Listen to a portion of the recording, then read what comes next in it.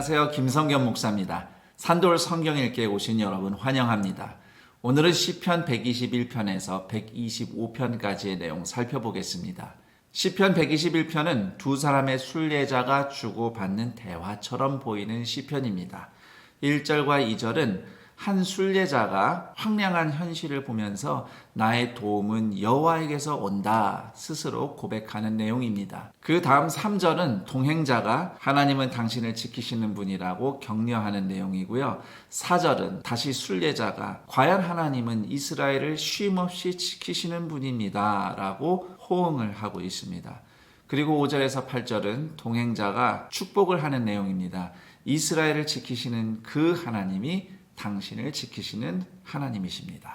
몇 가지 좀 더 살펴보도록 하겠습니다. 시편 121편이 그리는 막막한 환경, 특히 산지는 동쪽 여리고에서 예루살렘으로 올라가는 광야길을 연상시킵니다. 예를 들어 5절에 오른쪽의 그늘, 구약시대의 오른쪽이라고 하면 꼭 나를 기준으로 오른쪽만을 의미하기보다는 남쪽을 의미할 때가 많습니다.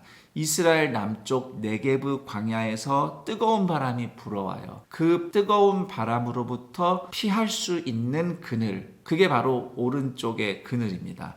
그리고 6절에 사람을 상하게 할 수 있는 낮의 해와 밤의 달은 광야의 낮의 뜨거운 열기, 그리고 밤의 추위를 의미하는 단어들입니다. 그리고 앞에서 이 시편은 두 사람의 순례자가 대화를 주고받는 것 같다고 말씀드렸죠. 처음부터 같이 출발한 순례자들일 수도 있고요. 또는 막막한 광야길 도중에 만나서 서로 격려하며 동행하는 순례자들일 수도 있습니다. 어느 쪽이든지 분명한 사실은 성도는 서로 격려하는 믿음의 공동체로 동행할 때에 고난을 이겨낼 수 있음을 보여주고 있습니다. 그리고 시편 121편의 순례자는 전혀 도움이 없을 것만 같은 산지를 바라보면서도 하나님이 도우실 것을 깨닫습니다. 아무리 막막한 현실이라도 다 하나님의 피조 세계입니다. 믿음의 눈은 황량한 광야의 산지에서 창조주 하나님을 바라볼 수 있습니다. 시편 122편은 제목이 다윗의 시라고 되어 있는데 내용을 보면 예루살렘에 도착한 순례자의 감격이 담겨있는 시편이에요. 마치 시편 121편의 순례자들이 드디어 예루살렘에 도착해서 부르는 노래 같습니다. 1절은 예루살렘을 향해 순례길을 출발하는 기쁨을 노래하고 있고요. 2절에서 5절은 예루살렘에 도착하여 성읍을 둘러보며 느끼는 감격을 노래하고 있습니다. 6절에서 9절은 예루살렘의 평안을 비는 축복입니다. 몇 가지 내용을 살펴보면 우선 1절의 여호와의 집, 이 시편에서는 꼭 성전만 의미하는 표현은 아니고요. 예루살렘 전체를 의미하는 단어라고 하겠습니다.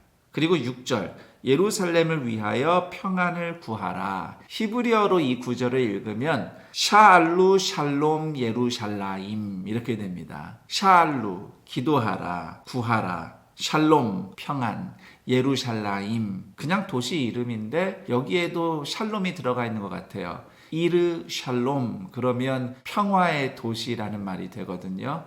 예루샬라임, 예루살렘 이름과 비슷하죠. 확실히 시편 122편에는 샬롬, 평안이라는 단어가 많이 나옵니다. 그런데 6절과 7절에 형통하다라는 표현이 나와요. 히브리어로는 샬라라는 단어인데 이 단어가 원래는 쉼이라는 뜻이거든요. 그래서 종합해 생각해 보면 진정 형통한 삶은 하나님과 샬롬, 평안하여 샬라, 쉼이 있는 인생이다.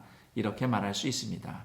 그리고 예수님의 십자가가 바로 그 샬롬과 샬라를 완성했습니다. 시편 123편은 순례자가 하나님의 은혜를 구하는 기도입니다. 1절, 2절은 하나님을 간절히 올려다보는 순례자의 심정이 그려져 있습니다. 그리고 3절과 4절은 이웃에게 멸시당하는 순례자의 고통을 아뢰며 하나님의 은혜를 구하고 있습니다. 몇 가지 좀 더 살펴보겠습니다. 4절에 순례자를 조롱하고 멸시하는 안일한 자와 교만한 자가 어떤 사람들인지는 우리가 정확하게 말할 수가 없습니다. 이스라엘의 우상 숭배자들일 수도 있고요. 또는 포로기 이후에 예루살렘으로 돌아온 유다 백성의 입장에서 본다면 그들을 멸시하는 이방인들을 의미할 수도 있습니다. 어쨌든 하나님을 예배하기 위해 순리의 여정을 가는 인생은 잘 먹고 잘 사는 것이 1순위인 세상 사람들 눈에는 조롱거리입니다. 그 다음 은혜를 베풀어 달라는 표현이 이 시편에 3번 등장합니다. 하난이라고 하는 히브리어가 자비를 베풀다라는 뜻인데요. 구약 성경에서는 보통 사람 입장에서 하나님께 자비를 입는다고 말할 때 히브리어식으로는 하나님 눈에 좋게 보인다 이렇게 적습니다. 그래서 생각을 해보면 하나님께 눈을 들어 올리는 사람이 하나님 눈에 좋게 보일 때 그때가 은혜를 입는 순간입니다. 하나님과 눈을 맞추는 시간이 은혜를 입는 시간인 것이죠. 시편 124편은 지금까지 이스라엘을 보호하시고 구원해 주신 하나님께 감사를 올리는 시편입니다. 1절에서 5절은 여호와께서 우리 편에 계시지 않았다면 이미 멸망당했을 것이라는 고백입니다. 6절에서 8절은 올무에 잡혔던 새가 풀려나듯 이스라엘을 구원해 주신 하나님을 찬양합니다. 몇 가지 더 살펴보겠습니다. 1절, 2절에 여호와께서 우리 편에 계시지 아니하셨더라면 이 말이 2번 반복되고 있어요. 우리 편에 있다. 문자 그대로는 우리를 위한다 라는 말인데요. 다른 말로 표현하면 하나님이 긍휼을 베푸신다고 할 수 있습니다. 하나님이 우리 편에서 우리를 위하실 때는 우리가 옳고 훌륭해서가 아니라 우리를 사랑하시기로 선택하신 하나님의 은혜 때문입니다. 예를 들어서 아브라함, 물론 믿음의 사람이죠. 믿음이 있습니다. 그러나 이집트와 그랄 땅에서 2번이나 아내를 누이라고 속이는 형편없는 행보를 보였습니다. 그럼에도 하나님은 오히려 아브라함 편에 서셨어요. 사라가 아브라함의 아내인 줄도 모르고 그녀를 궁으로 데려갔던 이집트 왕과 그랄 왕을 하나님이 오히려 치셨습니다. 아브라함이 잘못한 게 없어서가 아닙니다. 이러나 저러나 하나님이 아브라함을 부르셨기 때문에 아브라함 편에 서주신 겁니다. 하나님이 오늘 우리 편에서 우리를 위하시는 유일한 근거는 우리 죄값을 대신 치르신 예수님의 십자가입니다. 그리고 7절이 우리의 구원을 올무에서 새가 풀려나는 것으로 비유한 것이 인상적입니다. 우리는 이처럼 올무에 갇힌 새처럼 작은 존재예요. 그런 우리를 8절 천지를 지으신 하나님이 구원하시고 돌보십니다. 우리의 도움은 천지를 지으신 여호와의 이름에 있도다. 시편 125편은 예루살렘이 있는 시온산을 바라보고 묵상하며 올리는 기도입니다. 1절, 2절은 산들이 예루살렘을 에워싸고 있듯이 하나님이 백성을 보호해 주신다고 노래하고요. 3절에서 5절은 악인들이 득세하는 현실에서 하나님이 선하고 정직한 자들을 선대하시기를 바라는 마음을 표현하고 있습니다. 몇 가지를 좀 더 살펴보면 예루살렘은 몇 개의 완만한 봉우리가 연결되어 있는 산 위에 세워진 성읍입니다. 성전이 위치하고 있는 봉우리는 모리아산이라고 불러요. 아브라함이 이삭과 함께 올라갔던 산이죠. 그리고 그 성전 남쪽에는 다윗성이 있습니다. 그리고 성전 서쪽에 시온산이 있어요. 봉우리라고 제가 표현했지만 사실 이 봉우리들 사이는 완만하기 때문에 보통은 예루살렘을 시온산이라고 부릅니다. 이런 지형 때문에 예루살렘 동서남쪽은 골짜기로 둘러싸인 천연의 요새입니다.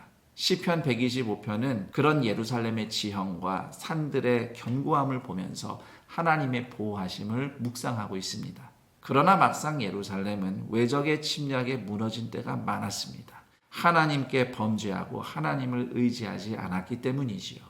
그래서 2절 말씀처럼 산이나 성벽보다 하나님이 에워싸 지키셔야 우리는 살 수 있습니다.